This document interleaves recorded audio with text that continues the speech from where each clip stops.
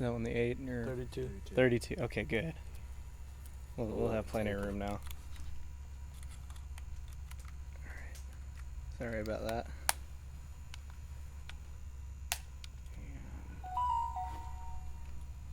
Alright. Yeah, we got 2 hours on here now, so.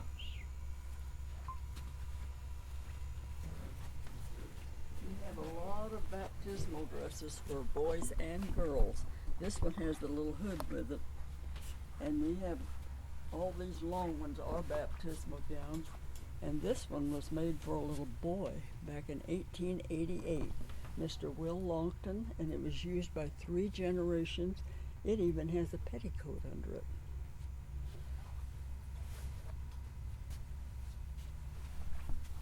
We have a lot of wedding dresses here.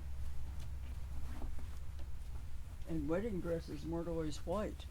That these dresses along here were wedding dresses from the late 1800s. That they had a good dress they could wear other places.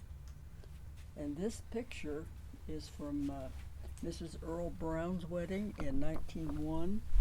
She's from the Brown Grand. And this is her wedding dress back here. It's no longer white, but it's over 100 years old. And this wedding dress was worn by 4 sisters in the same family. Their pictures are on the bulletin board behind it. Papa saved a little money there.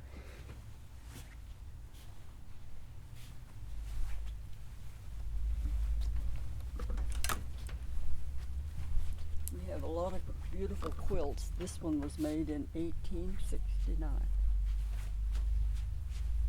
This one is the one that was made in 1912, and it was given to Sarah White's son when he was married.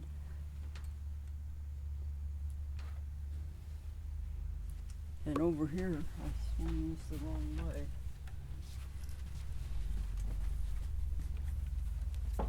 I can see why it didn't want to go. It's all. I have to change it. We'll come around here.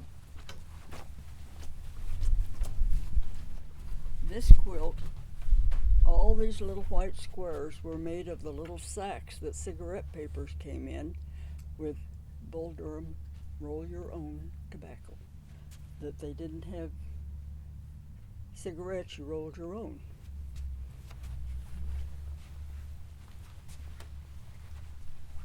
We have a lot more quilts and things. Now we're going to go to the lower level.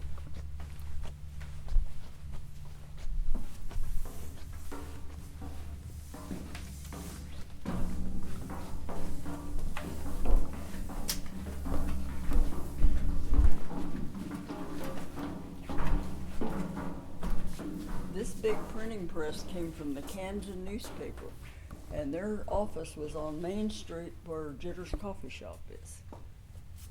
And this barn is a peg barn. It was taken apart out in the country and put together with wooden pegs. Every joint has a wooden peg.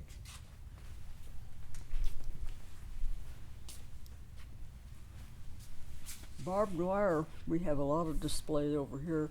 It was first made to keep cattle out.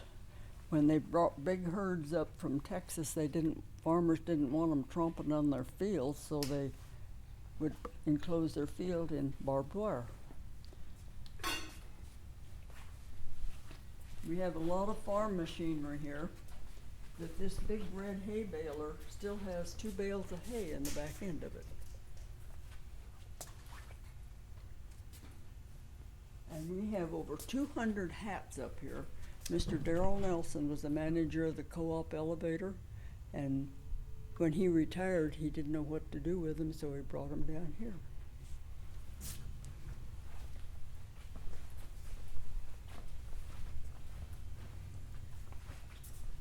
Farming has certainly changed.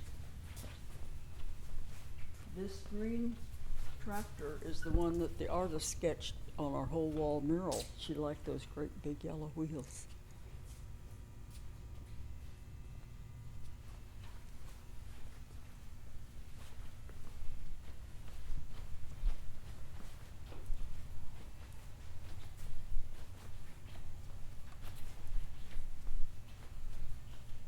Tilly the Clown was in parades and birthday parties and things, but her bicycle kept falling over, and so she asked her son if he could fix it so it wouldn't fall over.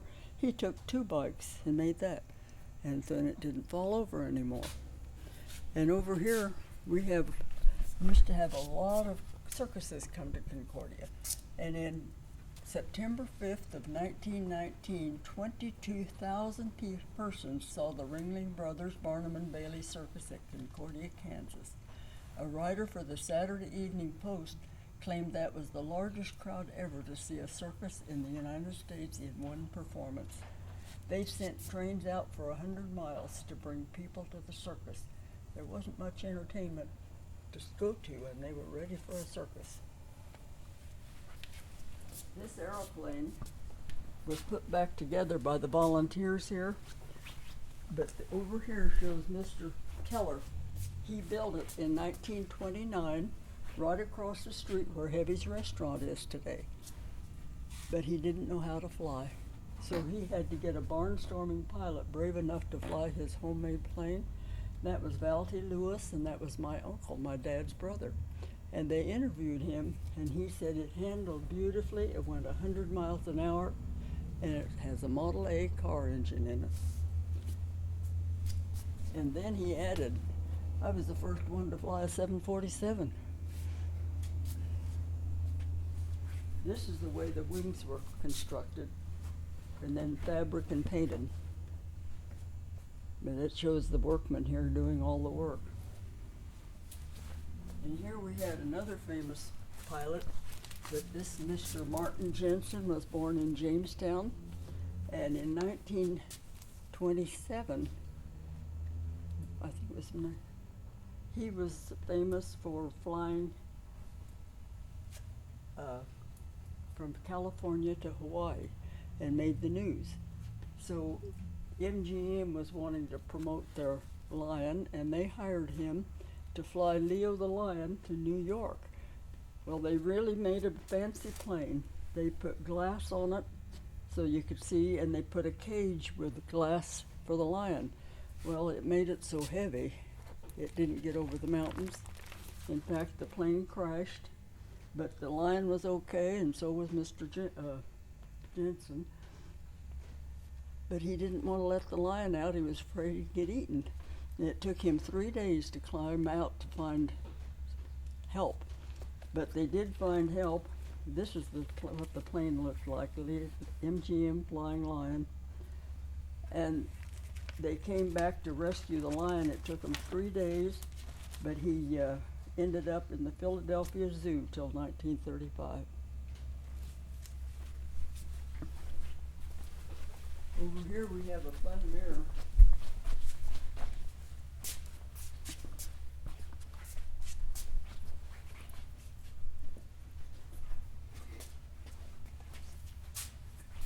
And this is our farm area.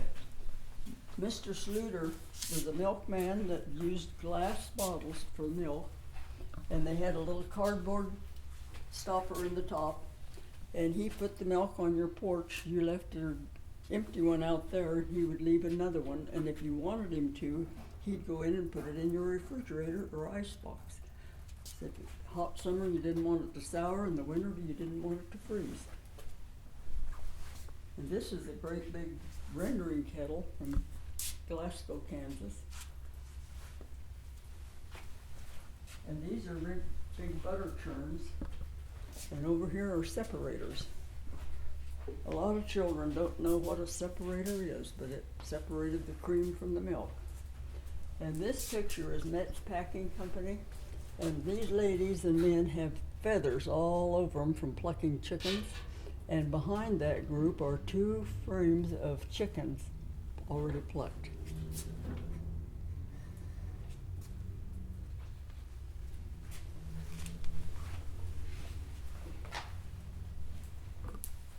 This jail was used over at Glasgow, Kansas till 1975, but it's 2 cells with 2 bunks to each cell. If they had jails like that today, there may not be quite so many people in them. And this big banner came from the Great Society Singers at the college. Mr. Miller was the director for 40 years, and on his last concert, he invited former singers to come and sign the big thing, and then it came down here.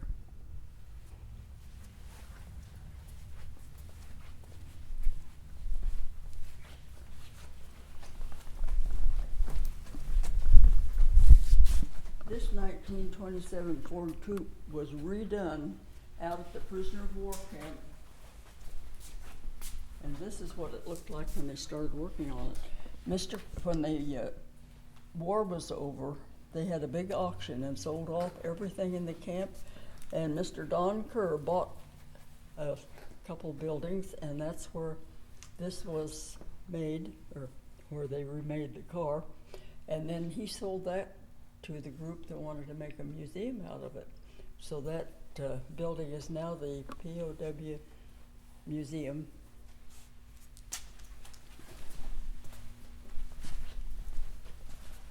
This is Don Kerr's Shade Tree Mechanic Shop that they moved in here.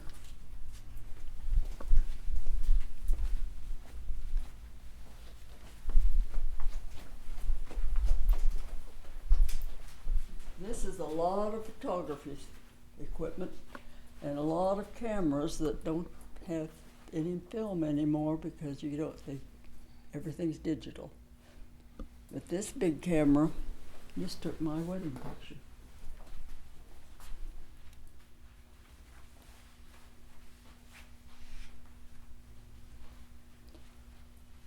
We have several rooms here that are set up like the olden days, but here's a soapstone. And they would heat this, put it in their bed at night to help warm it up because the bedrooms weren't heated.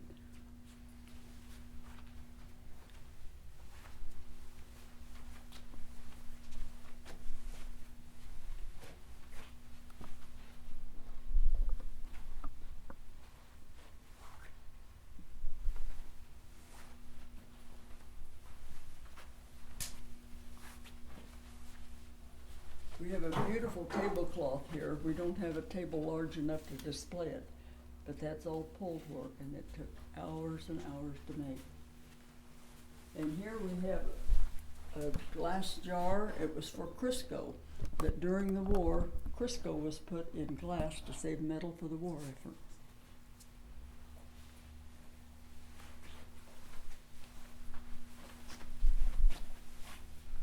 And here's an old stove. To get hot water, they put water in here, and then anytime the stove was hot, you had hot water.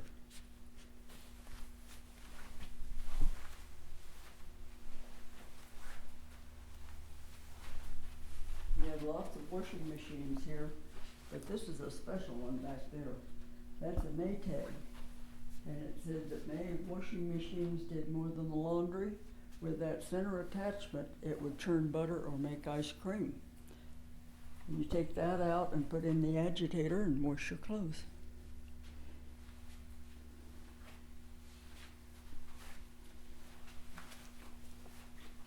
This was the first microwave in Concordia. And this is a hat blocker. We have the crowns and the rims to block a hat.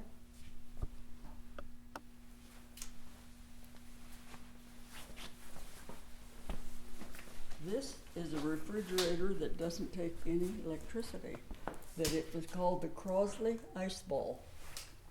And in 1927, this is what, out on the farm, if they had no other way to get things cold, you could use a Crosley Ice Ball. You would take this out and set it in a tub of water and light a fire under this part, and after about an hour and a half, it would make this real cold. You put it back in, it would even freeze the ice, and it would last about 14 hours, and then you'd do it again. But you had something cold out in the country. And this is a complete shoe shop. Mr. Steele's retired, and they brought everything down here to the museum.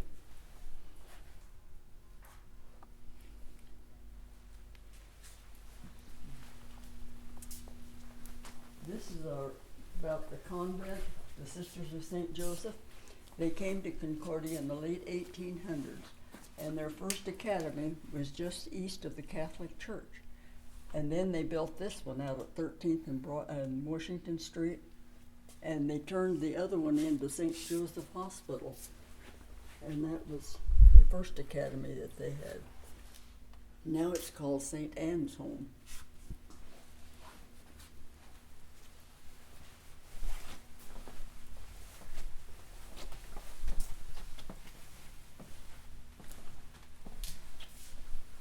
These benches were made by the prisoners and used in their theater and in their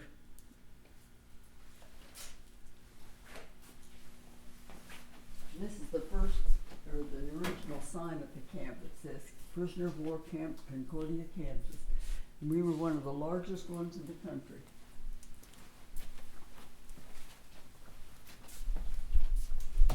This is what the actual camp looked like. That there were over 300 buildings there, and they built it in 3 months.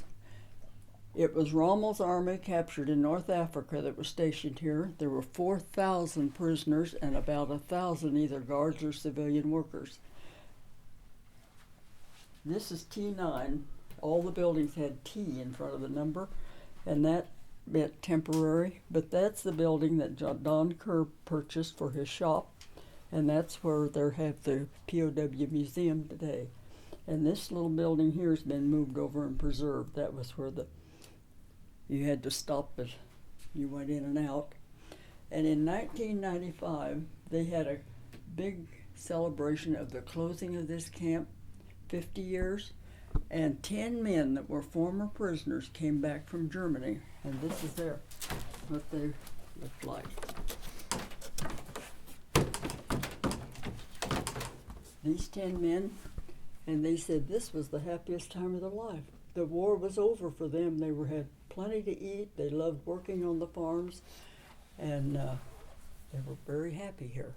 And this picture on the wall up here is how they traveled, just in the back of a truck, to wherever they were needed. And they got paid for working on the farms, but they could only spend half of it in their canteen, and the government kept the other half. And then when they were all sent back to Germany after the war, they were given that half that they saved so they wouldn't go home broke. And in here we have a lot of memorabilia of things they made and gave to different families they worked for. We have a siren that was the original at the camp, and we have one of the big spotlights. They made an airplane, and they made this lantern. It's made of a block of wood, a salmon can, a pickle jar, wire, and paper. Pretty red.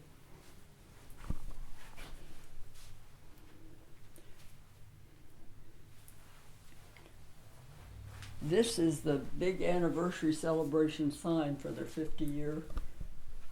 And this is the difference between the Nazi swastika and the religious one that's been around for centuries.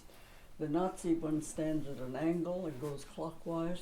The religious one is square and goes anti-clockwise. KU set up a university. They could earn credits and take back to Germany and go on and become doctors and lawyers.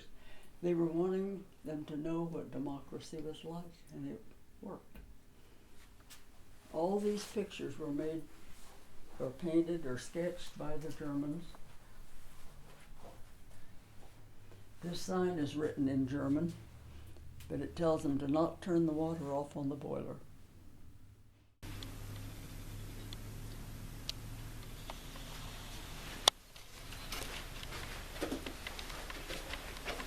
These are things from World War I, and this is a German parade helmet, those three from World War I.